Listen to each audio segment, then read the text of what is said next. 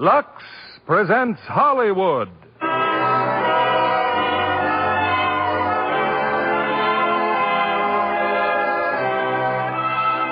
Lever Brothers Company, the makers of Lux Flakes, bring you the Lux Radio Theater, starring Maureen O'Hara, John Payne, and Edmund Gwenn in Miracle on 34th Street. Ladies and gentlemen, your producer, Mr. William Keighley.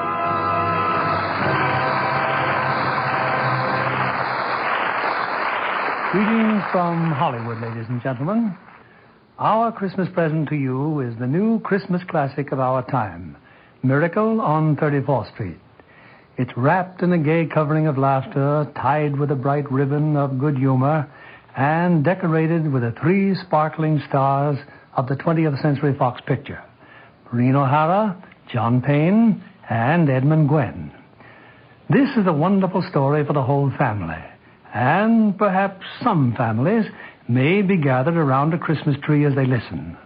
Others will be putting up this happy sign of the season in a few days with lights and ornaments and the shining snow that can be made with Lux Flakes. Later, we'll tell you how to do this trick with Lux. But right now, it's curtain time for the play that proves there's a Santa Claus. Miracle on 34th Street, starring Maureen O'Hara as Doris, John Payne as Fred, and Edmund Gwenn in his Academy Award-winning performance as Kris Kringle.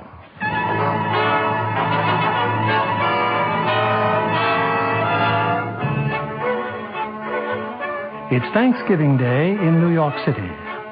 On a broad avenue adjoining Central Park, an annual event is being joyfully awaited. The spectacular parade presented by Macy's department store to herald in the Christmas season. Away from the crowd are 2 of Macy's public relations experts. He's simply wonderful, Mrs. Walker. Just look at him on that float. The most realistic Santa Claus we've ever had. Why, he didn't even need any padding, did he? Padding? Why, didn't you notice his tummy? So round, so firm, so fully packed. Well, now that everything's under control, where on earth did you find him? I don't know. I just turned around and there he was. And to think that the man whose place he took was intoxicated. With a breath that would knock over a reindeer. Oh, just think if Mr. Macy had seen him. What if Mr. Gimble had seen him? Competition between our stores is tough enough. Well, the parade's starting. Let's stand at the curb. Not I, Mr. Shellhammer. I'm going home to relax. Anyway, I can see it from there. I live just around the corner. Oh, so you do. Well, I'll see you tomorrow, Mrs. Walker. And congratulations on finding the best Santa Claus in Macy's history.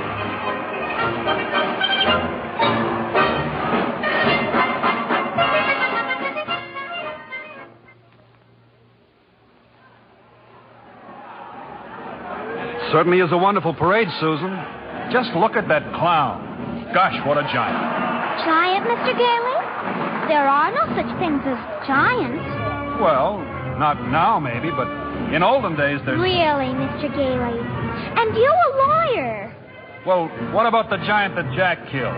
You know, Jack and the Beanstalk? Everybody knows that's a fairy tale. And I agree with my mother. Fairy tales are silly. Come in. Good afternoon. Mother, my name's Nancy. Oh, hello, Mother. I'm watching the parade. Mr. Gailey invited me. Hello, darling. Susie's told me quite a lot about you, Mrs. Walker. She told me quite a lot about you, too. The man in the front apartment. Well, this is all part of a plot, Mrs. Walker. I'm very fond of Susie, but I also wanted to meet you. At least you're frank. There's no Santa Claus. Oh, don't even mention the name. Why not, Mother? Well, that Santa Claus you see is a last-minute substitute. But why? Oh, remember the way the janitor was last New Year's? Oh, my. Tight as an owl. I see Susan doesn't believe in Santa Claus either. That's right. She never has. Well, that's the end of the parade. Mother, I've been thinking. It's Thanksgiving, and there are only 2 of us. Couldn't we invite Mr. Gailey? Well, Oh, please don't bother. I'll just have a sandwich or something. But we have such a big turkey. Please, Mother, please. Well, I... Did I ask her all right, Mr. Gailey? Susie, shh. You asked fine, Susan. Dinner's at 3, Mr. Gailey.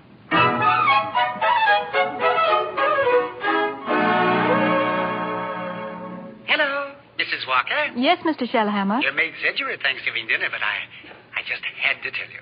Your Santa Claus was stupendous. Well, thank you. Mr. Macy himself wanted to be our toy department Santa Claus. Oh, fine. Can you hire him? Oh, I already have. Oh, he's a born salesman.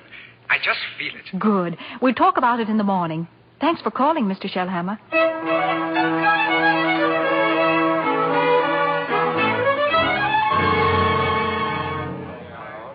Here he is, Mr. Shellhammer. Here's Santa Claus. Oh, thank you, Alfred. Thank you.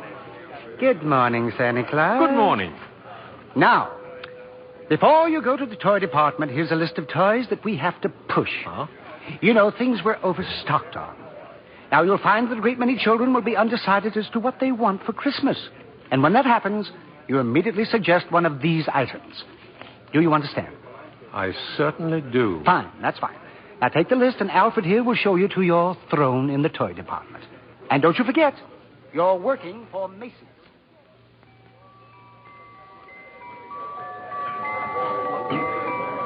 Are you really Santa Claus? Why, of course I am. What do you want for Christmas, little boy? I want a fire engine with a real hose that squirts real wet water, and I won't do it in the house. I'll only do it in the backyard, I promise. And I promise you'll get your fire engine. You see, Mama, I told you you'd get me one. That's fine. That's just dandy. You wait here, Mortimer. Mama wants to thank Santa Claus, too. Yes, madam? So what's the matter with you? No.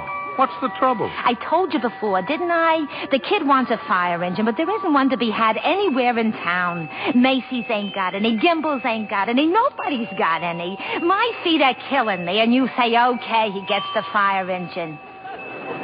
But you can get those fire engines at Schoenfeld's, Lexington Avenue.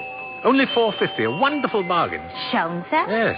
Hey, I don't get it. Oh, I follow the toy market very closely. Macy's sending people to other stores? Yes. Are you kidding? The one important thing is to make the children happy.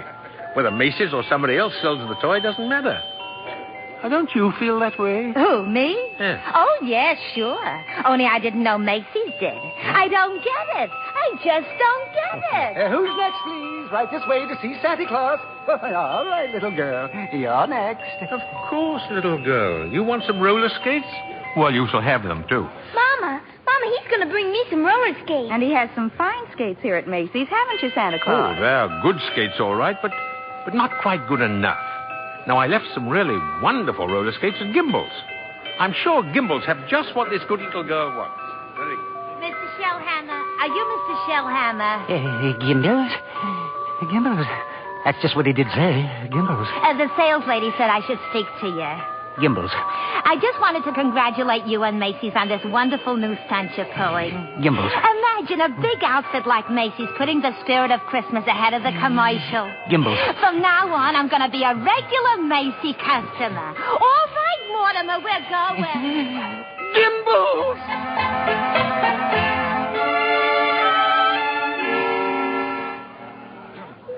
And there's the toy department over there, Mr. Gailey. You certainly know all about Macy's store, don't you, Susan? Well, that's because my mother works here. But I still think it's silly, bringing me here to see Santa Claus. Well, I just feel that when you've talked to him, you might... Okay, Mr. Gailey. I'm certainly willing to try.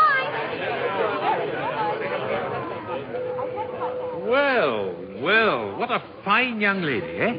What's your name, little girl? Susan Walker. What's yours? Mine? Kris Kringle. I'm Santa Claus. Oh, you don't believe that, eh? You see, my mother's Mrs. Walker. Oh. But I must say you're the best-looking Santa Claus I've ever seen. Really? Your beard, for instance. It doesn't have one of those things that goes over your ears. That's because it's real. Just like I'm really Santa Claus. Now go ahead, pull it. Oh, my goodness, it is real. Yes, yeah. And now what would you like me to bring you for Christmas? Nothing, thank you. Whatever I want, my mother will get. If it's sensible and doesn't cost too much. That's quite right, Susan. Oh, hello, Mother. Hello, Mr. Gailey. Hello.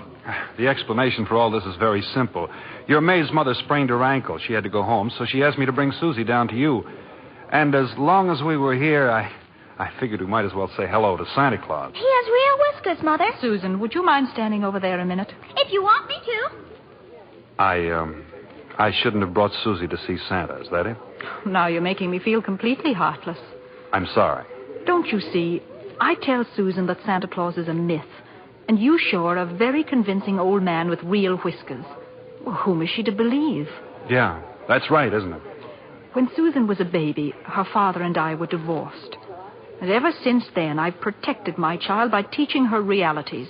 If you don't believe in fairy tales and fantasy, you can never be hurt or disillusioned. We were talking about Susie, Mrs. Walker. And I must ask you to let me raise her as I see fit. All right, dear. The store's going to close soon. We'll run along to my office.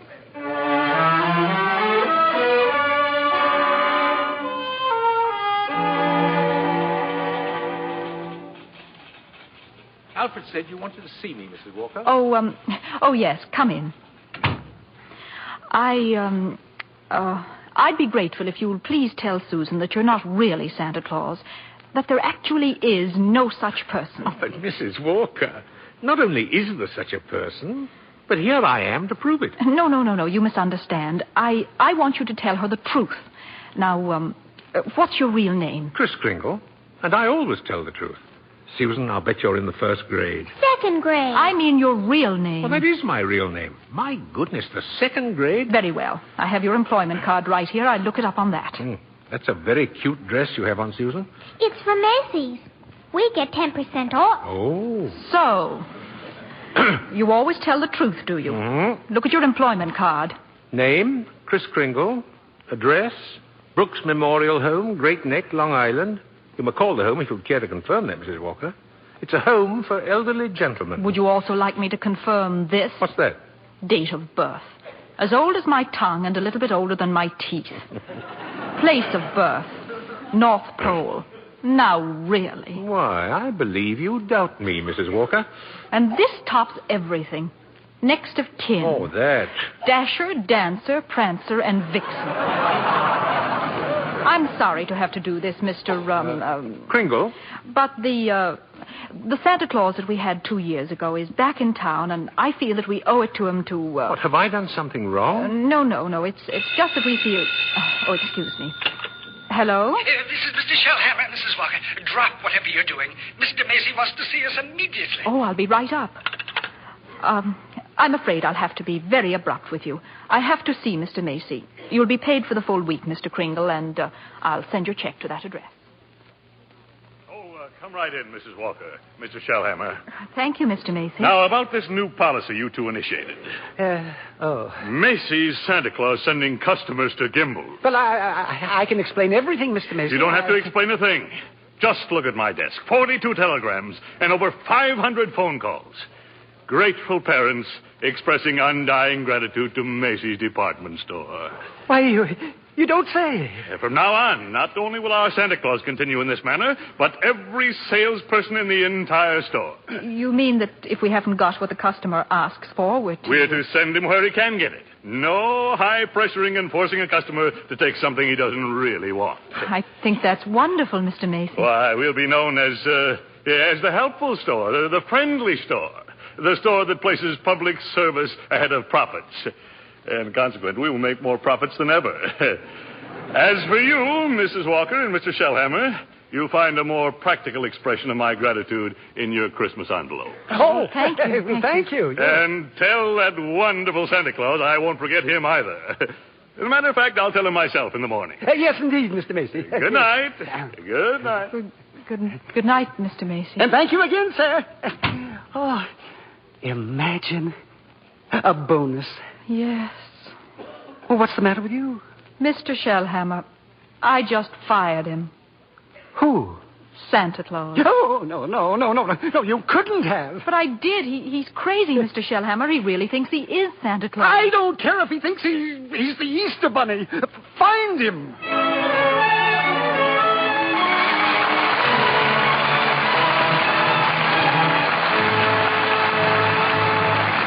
Act 2 of Miracle on 34th Street will continue in a moment. Well, Libby, have you given Santa your Christmas list? Yes, indeed, John. And number 1 on my list is a pair of Chinese pajamas with a 3/4 coat and little upstanding collar. Just like the ones Marta Torrin wears in Rogue's Regiment. Perhaps you'd better have the wardrobe mistress at Universal International show Santa what you mean. Well, I'm sure Dick Powell or Stephen McNally could give him a good description. They found Marta very glamorous in this modern story of the French Foreign Legion. And what a villain Vincent Price is in Rogue's Regiment. Mm-hmm. I was on the edge of my seat through the whole picture. And you talk about a pair of pajamas. Well, they were very special. Marta liked them so well, she had 4 pairs made for her personal wardrobe. And she was delighted when they told her she could Luxe them. That's about the easiest care in the world. Especially now with the new tiny diamonds of Luxe. Another triumph of the famous Lever Laboratories. These tiny diamonds are so much faster, they burst into suds the instant water touches them. And make wonderfully rich suds that last and last. Don't colors look marvelous when they're Luxed? So fresh and new. No wonder smart girls say they won't risk wrong washing methods. Tests prove that with gentle care with Luxe Flakes really makes a difference. Luxe slips and nighties stayed new looking 3 times as long. And that's just like getting 3 pretty slips for the price of 1. A really thoughtful Santa would put a box of Luxe Flakes in every lingerie gift next Friday night. Here's our producer, Mr. William Keeley. Act 2 of Miracle on 34th Street, starring Maureen O'Hara as Doris, John Payne as Fred, and Edmund Gwenn as Kris Kringle.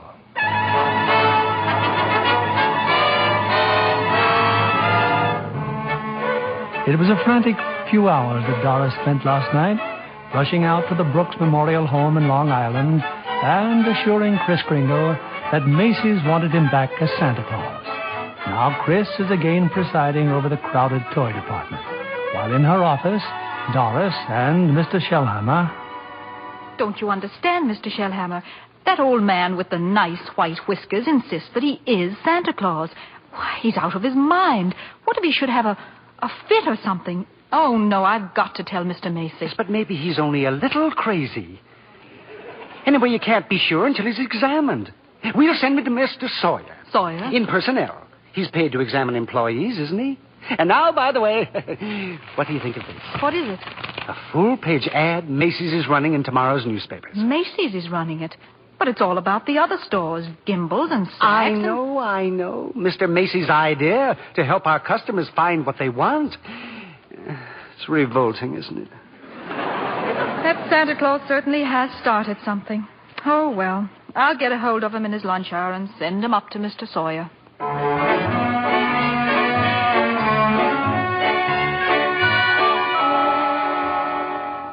So I changed my clothes, Mr. Sawyer, and came right up. Oh. Well, then that's your own beard, huh? Oh, yes. Interesting complexion back of there.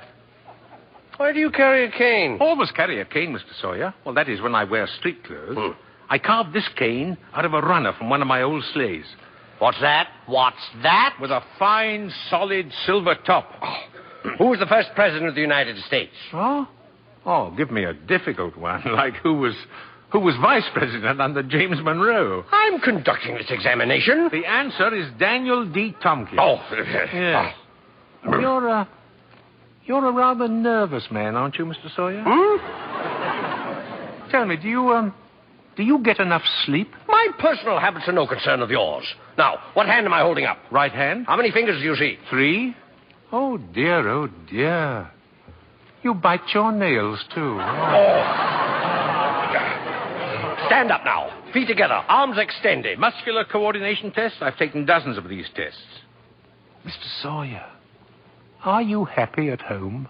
What? That will be all, Mr. Kringle. The examination is over. Thank you.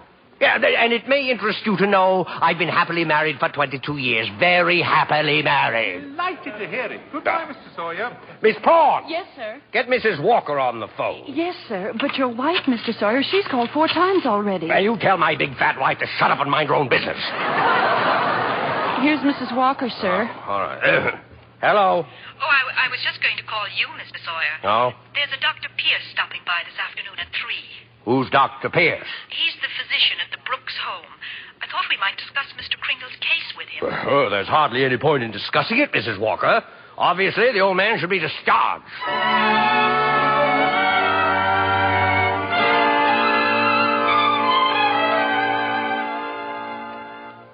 Dr. Pierce. Kringle should be dismissed immediately and sent to a mental institution. Oh, now, just a minute, Mr. Sawyer.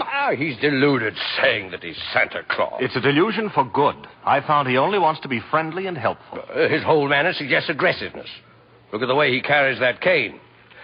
Mrs. Walker, naturally, I can't discharge that loony, so when he exhibits his maniacal tendencies, please realize the responsibility is completely yours. Well, I'm right back where I started. Mrs. Walker, I assure you, Kris Kringle has no maniacal tendency. But if there's the slightest possibility of us causing any trouble... What trouble? All that needs happen is a policeman ask his name. Kris Kringle, clang, clang, and Macy's Santa Claus lands up in the psychopathic ward. Well, you can prevent that very simply. Now, there must be someone here at the store who could rent him a room. Then they could both come to work together. Just as soon he avoided that long train ride to Long Island, anyway. You mean sort of take custody of him? Mm-hmm. Do you think that Mr. Kringle would agree to that? Oh, I'm sure he'll agree. Well, in that case... Now, let me see. Who do I know who could rent him a room?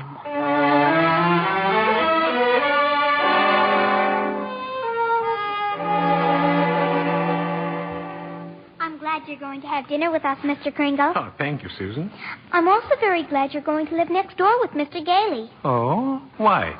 Because you're nice to talk to. Oh, I say, what a fine young man that Mr. Gailey is, eh? Just think, allowing me to share his apartment, a mere stranger. He did it because Mother hinted to him. Oh, well, anyway, I'm very grateful. Shall I tell you what I did in school today? By all means. Any games? Yes. And a very silly game, too. Oh? They played zoo, and each child was supposed to be an animal. Oh, but Susan, they were just pretending. But that's what makes the game so silly. Oh. Well, of course, in order to play games, you need imagination. Oh, that's when you see things, but they're not really there, huh? Oh, yes. Yes, but, you know, to me, imagination is a place all by itself. Now, you've heard of the French nation. Mm-hmm. And the British nation. Yes. Well, this is the imagination. Yeah. A very interesting place, too. Now, how would you like to be able to make snowballs in summertime, eh? What? Or be the Statue of Liberty in the morning, and in the afternoon, fly south with a flock of geese? Well, I'm quite sure I'd like it, but... Oh, it's very simple. Very. Well, anyway, look here. The next time they play zoo, you can be a monkey. But I don't know how to be a monkey. Don't you? Oh, I'll show you. Now, first, you bend over a little, like this, see? Now, let your arms hang loose, see? Like this? Yes, that's fine, fine. Now, put your hand over here and start scratching, see? That's it. That's it. That's excellent, Susan. That's as fine a bit of scratching as I've ever seen. Yeah. Now you start chattering. Chattering? Yes, now listen. See? And keep scratching. Now then, look here. We'll do it together, see? Chatter and scratch and chatter, see? That's fine, Susan. Fine. You're doing beautifully. Beautifully, yes.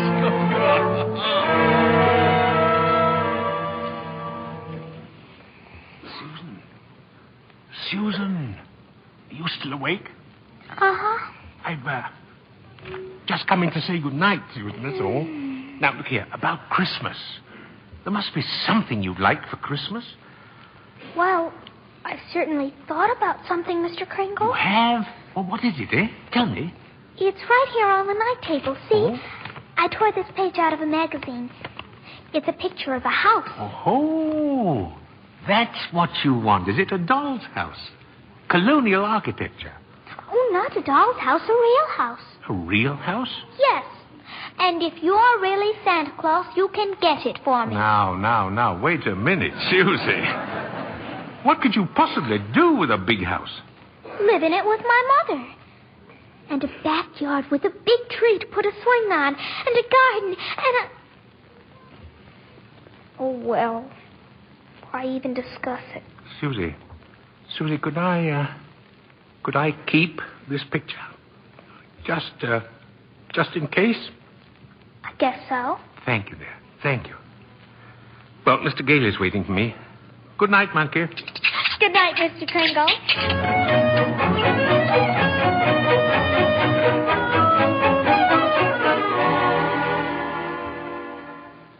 Take whichever bed you want, Mr. Kringle. You're very kind, really. Tell me, Mr. Gailey, what is it you just do for a living, huh? Oh, I'm a lawyer. Haslip, Sherman, and Mackenzie. Oh. And you like living here in the city? Well, it's convenient. But someday I'd like to get a place on Long Island. Huh. Not a big house, just one of those junior partner deals around Manhasset. Oh, one of those little colonial houses, eh? Yeah. A little colonial house would be swell. Good, yes. You're, you're quite fond of Mrs. Walker, aren't you? A lot of good it does me. She lives in a cast iron shell that's just a little difficult to penetrate. Oh. Well, you must try a little harder, Mr. Gailey. You know, Mrs. Walker and that child are a couple of lost souls. And it's up to us to help them. See? No? Yes, Oh, well, shall I turn out the light? No. I'm not going to be cheated out of this. You know, all my life I've wondered about it, and now I'm going to find out. Tell me, does Santa Claus sleep with his whiskers outside or inside the cover? Oh, outside, of course. Outside, by all means. The cold air makes them grow. Oh, thank you very much.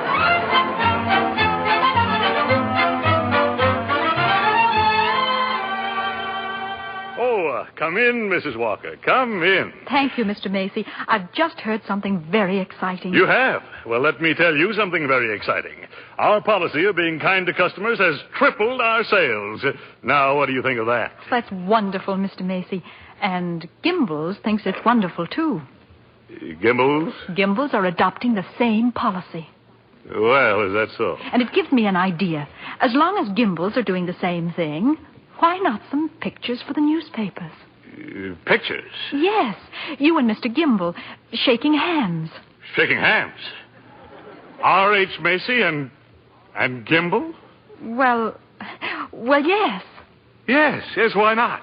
With Santa Claus. It's a great idea, Mrs. Walker. Macy and Gimbel shaking hands.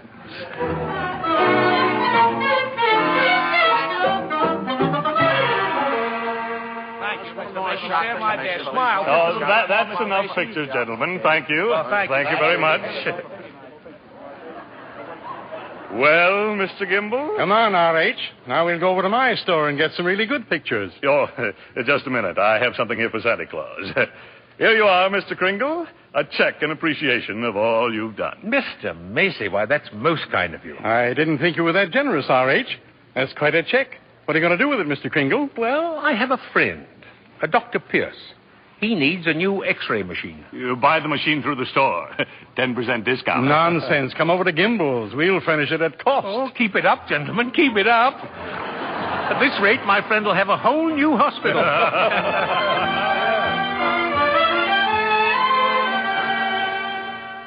How did the pictures turn out, Mr. Kringle? Oh, fine, Alfred, fine.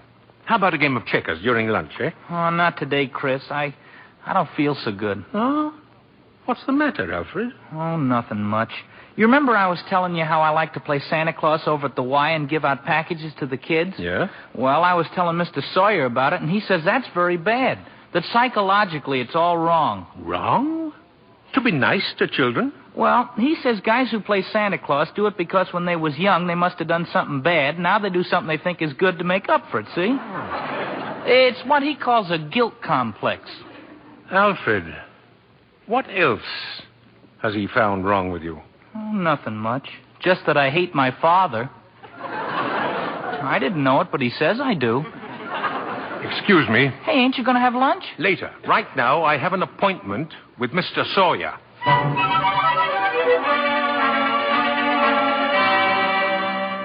What do you mean, breaking into my office like this? Are you a licensed psychiatrist? What business is it of yours? I have great respect for psychiatry and great contempt for meddling amateurs who go around practicing it. Oh, shut up. You ought to be horsewhipped. Taking a boy like Alfred and filling him up with complexes and phobias. I think I'm better equipped to judge that than you. Just because Alfred wants to be kind to children, you tell him he has a guilt complex. Yes. Having the same delusion you couldn't possibly understand. Oh. And don't you wave that cane at me. Either you stop analyzing Alfred or I'll go straight to Mr. Macy and tell him what a contemptible fraud you are. Get out of here. Get out of here before I have you thrown out. There's only one way to handle a man like you. Maybe this'll knock some sense into you. Oh! Oh, help! Oh, my head! My head! Oh! Good day, Mr. Sawyer. Miss Prawn! Get me the police! Get me Mrs. Walker! Get me the psychopathic ward in Bellevue Hospital!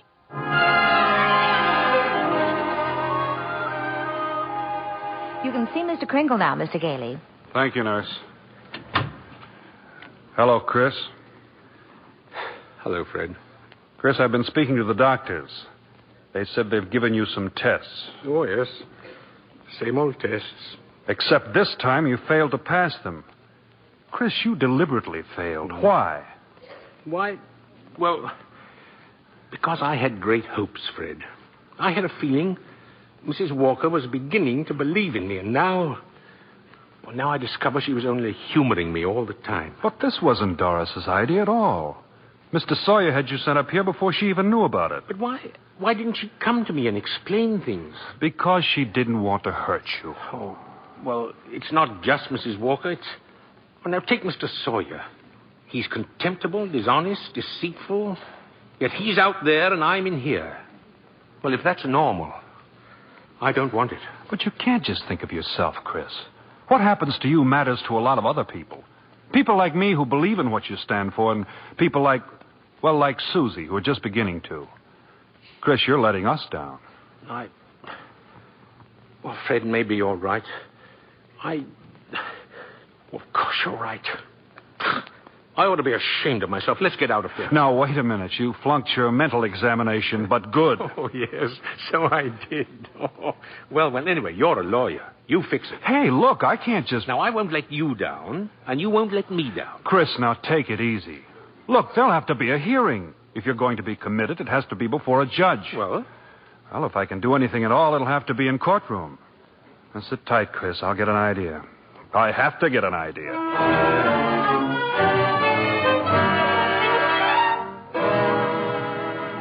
You sent for me, Mr. Macy? I certainly did, Mr. Sawyer.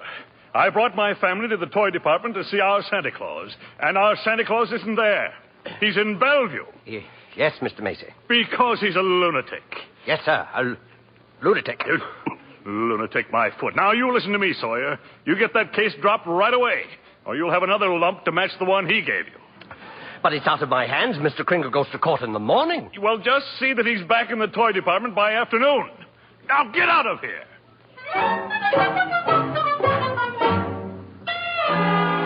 Oh, Mr. Gailey.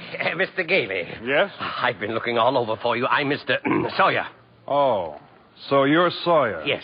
I was just speaking to the court clerk, and he said you represent Mr. Kringle. Well, I represent Mr. Macy. Well, then I'll see you in court. Oh, no. That's what I wanted to speak to you about. Now, Mr. Macy would like to drop the whole case right now. You see, we're most anxious to avoid any publicity. No publicity, huh? Well, that's very interesting. Oh, then you'll cooperate? You know something, Sawyer? You've just given me the idea I've been searching for. Oh, good.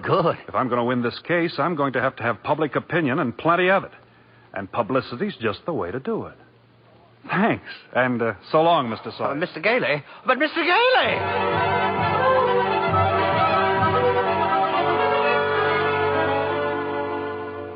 Look at these newspapers, Kris. Here. Evening Dispatch. Doctors doubt sanity of Santa who launched Goodwill campaign. Oh, my. Daily Bulletin. Macy's Santa Claus to have lunacy hearing. Oh. What's this one? The New York Express. Is Kris Kringle crazy? Court case coming. Kiddies cry calamity. You've driven the United Nations clear back to page 5. Well, get a good night's sleep, Kris. We go before Judge Harper at 10 tomorrow morning.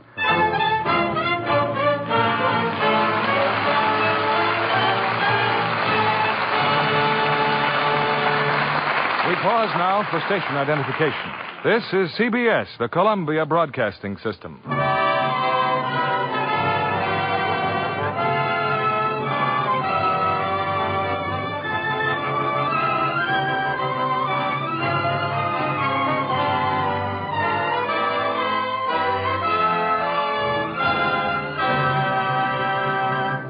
Our stars will return with Act 3 of Miracle on 34th Street in a moment. When a new player signs a contract with 20th Century Fox, she soon gets well acquainted with Miss Helena Sorrell, head dramatic coach. Helena, Do you like to watch your pupils perform in the picture? Oh, of course, John, because I take a personal interest in them. I'm especially proud of Betty Grable in her new picture, When My Baby Smiles at Me. Betty's become a really fine dramatic actress. She certainly has. She and Dan Daly are magnificent as a couple of vaudeville hoofers. And Betty's costumes in When My Baby Smiles at Me gave me a thrill. And I was amazed how many things the wardrobe department washed with Lux Flakes. It reminded me of my theatrical days when I was on the road and lived in a couple of trunks. A box of Lux Flakes in each? That's absolutely true, John. I was never without it, in my hotel or at the theater. Well, then you've probably discovered that the new tiny diamonds of Lux are more wonderful than ever. They're so much faster and richer. Do more for you, too. They remove soil which other types of suds can't. Leave things cleaner, fresher. And Lux Flakes keep colors lovely. You're right there. That's why it's foolish to risk wrong washing methods that may fade colors. Actual tests show that with gentle Lux Flakes care, colors stay lovely up to 3 times as long. That's a good tip for girls who get nice blouses and sweaters for Christmas. Right you are. And thank you for coming tonight, Helena Sorrell. We return you now to William Keighley. The curtain rises on the third act of Miracle on 34th Street, starring Maureen O'Hara as Doris, John Payne as Fred, and Edmund Gwenn as Kris.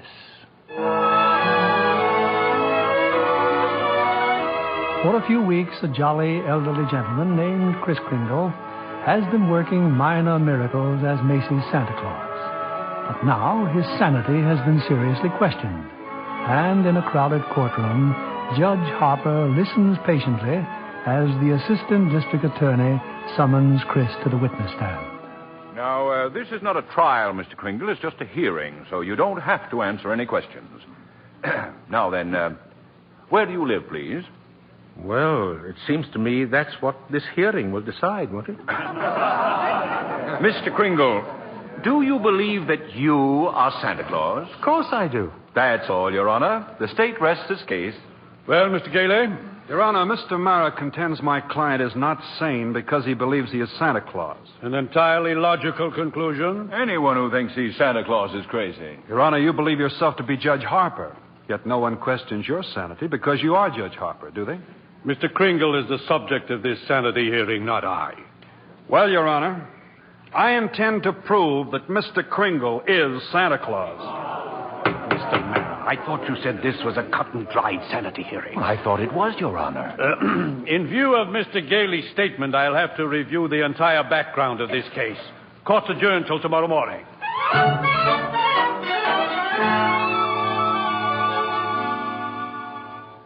Hello, Doris. I'm sorry I'm late, but get ready. We're really going to celebrate tonight. What are we celebrating? Well, didn't you read the papers? Santa's mouthpiece throws bombshell in New York Supreme Court. Oh, Fred, you're not really serious about this. You can't possibly prove that Kris Kringle is Santa Claus. Well, you saw Mr. Macy and Mr. Gimble shake hands. That wasn't possible either. What does your firm have to say about it? Hayslip and Mackenzie and the rest of them. That I've jeopardized their prestige, and either I drop this impossible case or they'll drop me. You see? So I beat them to it. I quit. Fred, you threw away a career because of a sentimental whim?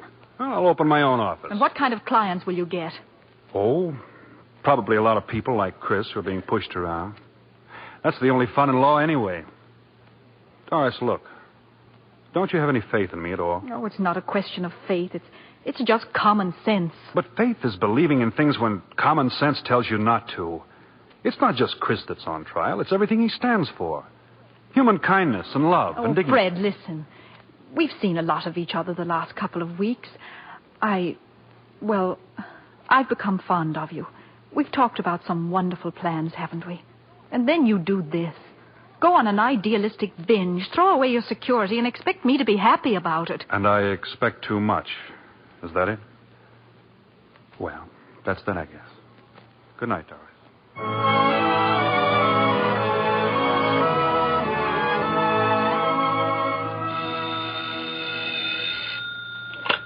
Hello.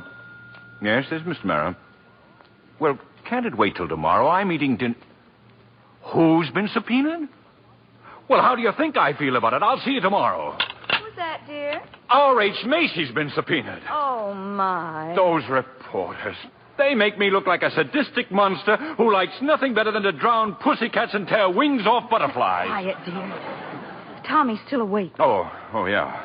It'd just break his heart if he knew what his daddy is doing. I'm doing my job as assistant district attorney. Well, I'm not so sure, but that I agree with them. Mr. Kringle looks like a very nice old man, and I don't see why you have to keep persecuting him. I'm not persecuting him. I'm prosecuting him. I like the old man, too, but there's nothing I can do about it. You know something, Thomas? Sometimes I wish I'd married a butcher or a plumber. Well, if I lose this case, it's very possible you'll get your wish. R.H. Macy, I wonder what he's going to pull tomorrow. Proceed with the witness, Mr. Gailey. Now then, Mr. Macy, if you recognize the defendant, please tell us who he is. Why, Kris Kringle, of course. Do you believe him to be of sound mind? Sound mind?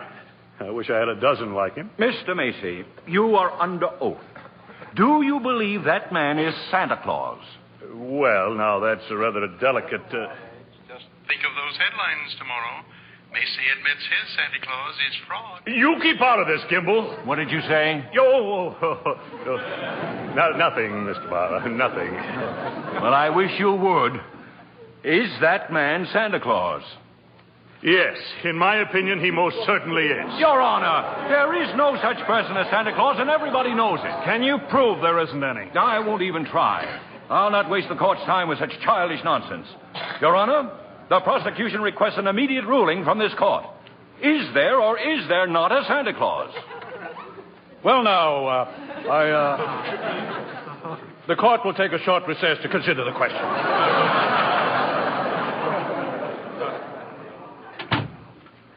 Hello, Henry. Why, Charlie, what are you doing here?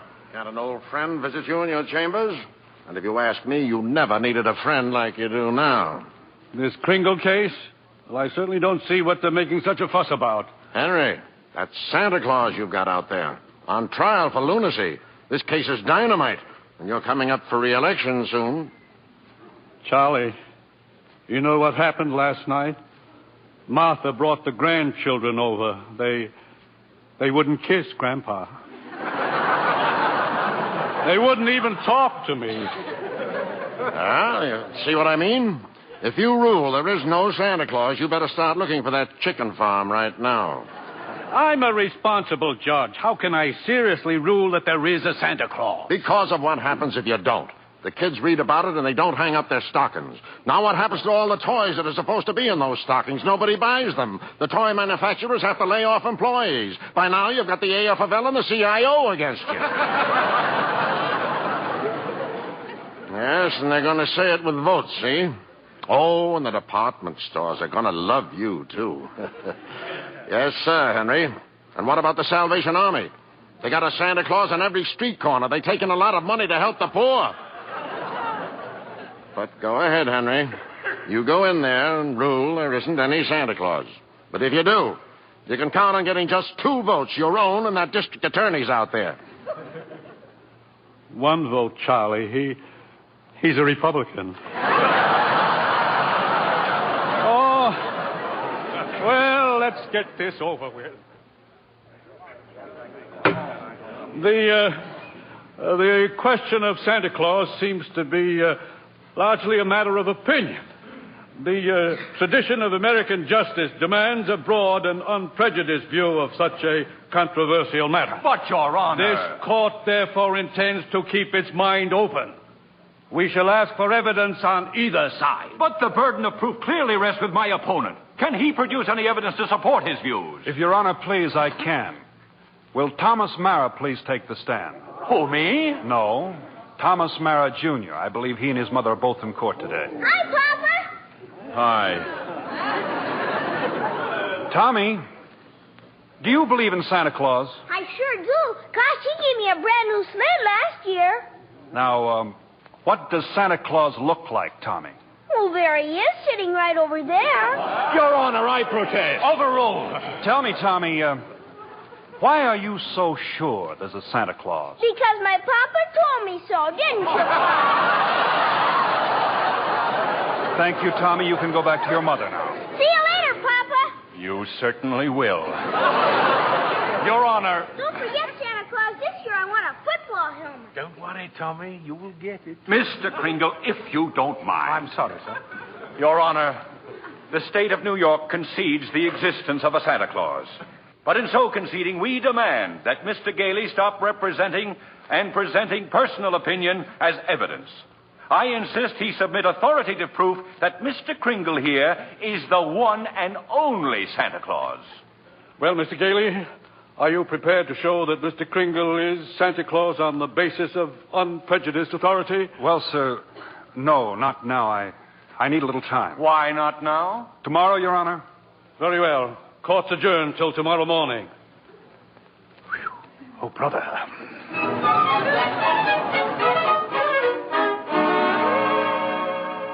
Now come, Susan, dear, finish your supper. But I can't, Mother. All those things they're saying in the newspapers about Mr. Kringle and Mr. Gailey. They're having this trial because he says he's Santa Claus.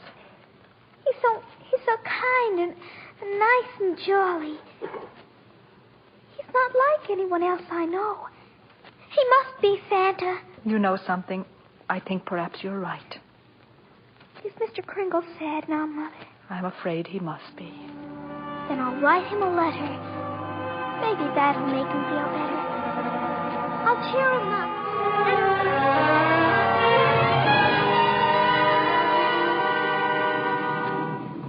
Oh, postman. Yeah, lady? Would you mind taking this letter? Oh, sure, lady. We're going straight down to the post office now. Okay, Louie, take it away. Well, what do you know, Louie? Another letter for Santa Claus. Hey, here's a new one. Instead of the North Pole, this kid's got it addressed to Kris Kringle, New York County Courthouse. Well, the kid's right. Huh? Oh, yeah, sure. They got him on trial down there. He claims he's Santa Claus, and the DA claims he's nuts. Hey, I got an idea. Huh? How many Santa Claus letters we got down there in the dead letter office? Oh, who knows? Must be 50,000 bags and bags all over the joint. You mean? What, Frankie? Why not? Wouldn't it be nice to get rid of them all? Wouldn't it? Boy, oh boy. Look, Louie, as soon as we get to the post office, we go and see the supervisor. You know something? I bet we both get promoted.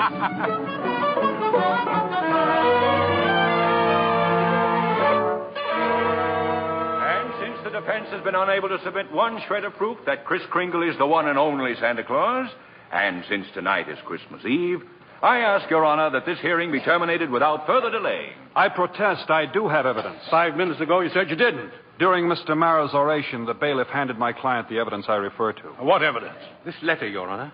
Oh, yes, Mr. Kringle. It's from Susan Walker. She believes in me. Oh, this letter means more to me than anything in the world. That letter, Your Honor, was delivered by the United States Post Office, an official agency of the federal government. The Post Office Department was one of the largest business concerns in the world. Last year did a gross volume of over $1 billion, and Your this year... Honor, I'm sure we're all gratified that the post office is getting along so well. But what bearing has it on the sanity of that man? My point is that the Post Office Department is a model of efficiency. Furthermore, the laws of this country make it a criminal offense to willfully misdirect mail or intentionally deliver it to the wrong party. The state of New York is second to none in its admiration of the Post Office Department. We're very happy to concede Mr. Gailey's... For the record, Mr. Mara. For the record. Anything to get on with this case. Thank you. Your Honor, that letter just received by Mr. Kringle is positive proof that a competent... One letter is hardly positive proof. I have further exhibits, Your Honor, but I hesitate to produce them. Come, Mr. Gailey. Put them here on my desk. But, Your Honor, I don't... said put them on my desk. All right, boys, bring them in. Your Honor, what is this? Empty those mail sacks on Judge Harper's desk.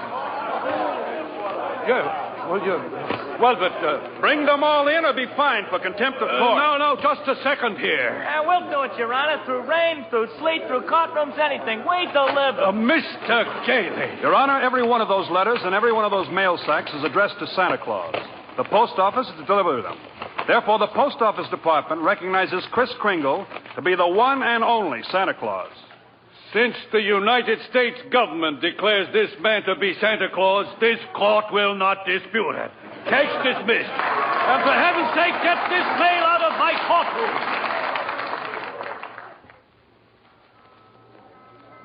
So as soon as I got out of court, I came straight to Macy's to see you, Doris. Oh, Kris, I'm so glad you won. Well, we're having a big Christmas party at the Brooks home tomorrow morning. I'd like so much to see you and Susan there. We'll be there, Kris. Oh, Kris, couldn't you come home now and have dinner with us? Now? Tonight? Me? My goodness, Doris, it's Christmas Eve.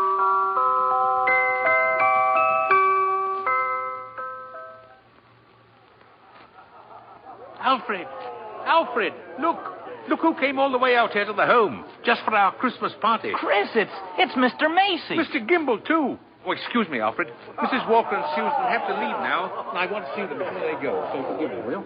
But, Susie, darling, you've got so many presents. Not the one I wanted. Not the one Mr. Kringle was going to get for me. Well, what was it? Doesn't matter. I knew I wouldn't get it, but I thought he'd at least tell me why. Susie. I'm sorry, Susie. I tried my best, but... You couldn't get it because you're not Santa Claus. Susan. Just a nice old man like Mother said. But I was wrong when I told you that. You must believe in Mr. Kringle and keep right on doing it. You must have faith in him. But that doesn't make sense, Mother. Faith is believing in things when common sense tells you not to. What? I mean, just because things don't turn out the way you want them to the first time, you've still got to believe in people. I found that... Hello, Doris. Fred. Mr. Gailey. Merry Christmas, Susie. Gosh.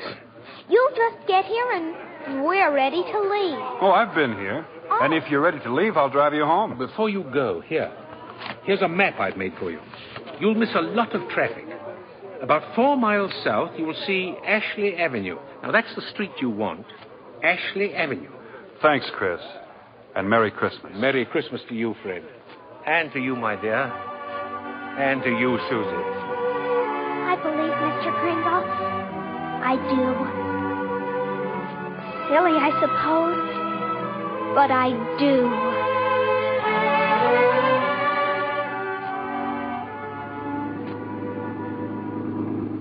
I don't understand it, Fred. The map Kris gave definitely says Ashley Avenue. We've been on Ashley Avenue now for... Stop the car, please! Susie, what is it, darling? What's the matter? There it is! The house! Susie! What in the world? She's running into that house. But at least there's no one home. It's brand new. It's just been built. Yeah, for sale, it says. For sale. What on earth is that child up to? Susie! Hey, Susie! Here I am!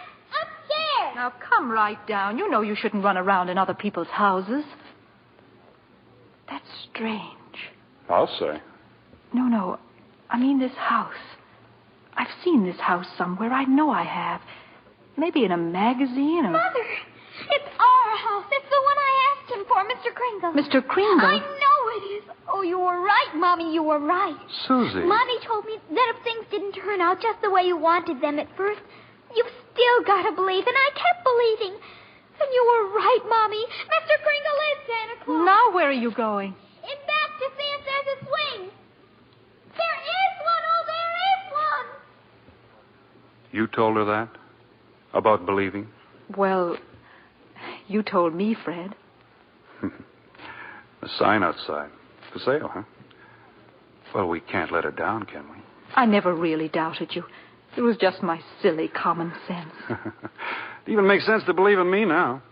I must be a pretty good lawyer. I take a little old man and legally prove to the world that he's Santa Claus. Now, you know that couldn't be... Fred! What's the matter? There. In the corner. By the fireplace.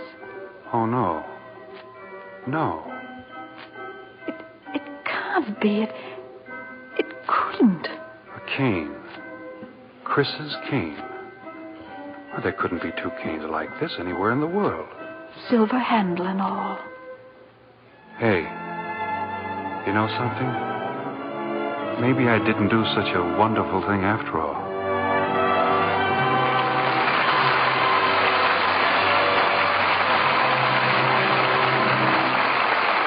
Before our stars return for their curtain calls, Lizzie Collins wants to tell you about the wonderful way to decorate your Christmas tree, as we promised at the opening of the show. You can give your tree that fresh from the woods look by covering it with real-looking snow you make yourself from a box of Lux Flakes. So many people have asked for the Lux recipe for Christmas snow that we gave last week. We'll repeat it tonight.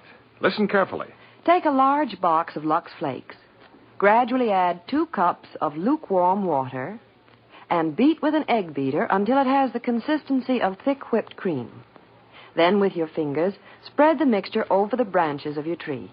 And that's all. This snowy covering dries quickly, it won't melt, and lasts as long as the tree. Ask your dealer for a copy of this Christmas snow recipe. I don't know of any other decoration that costs so little, yet does so much for your tree. It looks lovely used just with tree lights, or you can add your usual ornaments if you prefer. Try it on your mantel decorations and table arrangements, too. It gives them a very professional look. And makes the whole house look more Christmassy.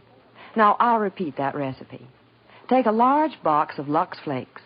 Gradually add about 2 cups of lukewarm water and beat with an egg beater. While moist, spread the mixture along the branches. If you want extra glitter, shake on some shiny artificial snow before the mixture dries. Let the children help. They'll love doing it and love the snowy tree. Back now to our producer, William Keeley. Mr. Kringle's reindeer are waiting on the roof, but we've asked him to pause a moment before he leaves and come back to the footlights with Maureen O'Hara and John Payne. Ladies and gentlemen, it was a real thrill to everyone in Hollywood when Edmund Gwenn topped his entire 53 years as an actor with his great performance as Kris Kringle. Thank you. Thank you very much, Bill. Everyone connected with Miracle on 34th Street, from George Seaton, the author-director, to the prop man, helped me. They all believed in Santa Claus. How could we help it? I suppose you've got a strenuous time ahead, Kris. Yeah? Covering the entire world in one night. John, if everyone believed in Santa Claus, peace would break out all over the world in 30 seconds. I hope you won't be too busy to stop at my house. I'll have my stockings hung up. Oh, well, I'll stop in, Maureen, but seems rather futile. Why, Kris? Well, I couldn't possibly fill her stocking as well as she does. I see what you mean. Bill, after that, I think you'd better tell us all about next week's play. Next week, Maureen, a play straight from your native land. It's the 20th Century Fox picture, The Luck of the Irish. And the stars? Well, we have a superb cast. There's Dana Andrews, Ann Baxter, and Cecil Calloway. This is a delightful romance, presided over by a most mysterious leprechaun in the person of Cecil Calloway. I know you'll all enjoy it. We'll be looking forward to it, Bill. And good night. Good night. Good night. Can I give anybody a lift in my sleigh? Good night and a Merry, Merry Christmas.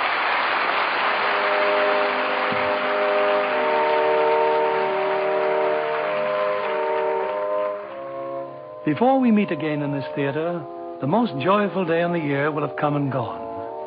There are, in our time, as in every time, a few foolish men who deride the spirit of Christmas. But in every country and in every time, they are overwhelmed by those who find in it the hope and happiness of the future, by those of us who believe in our hearts that there can be peace on this earth and goodwill among all men. On behalf of Lever Brothers Company and of us in the Lux Radio Theater, may I wish all of you the happiest of holidays.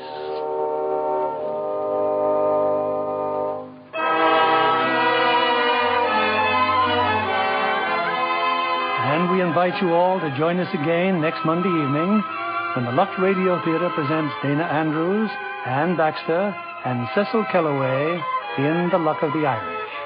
This is William Keeley saying good night and Merry Christmas.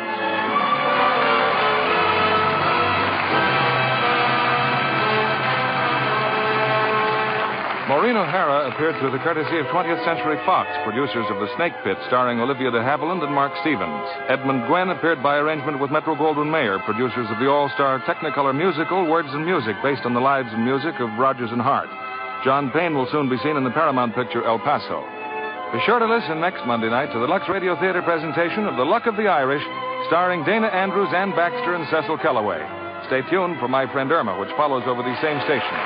This is CBS, the Columbia Broadcasting System.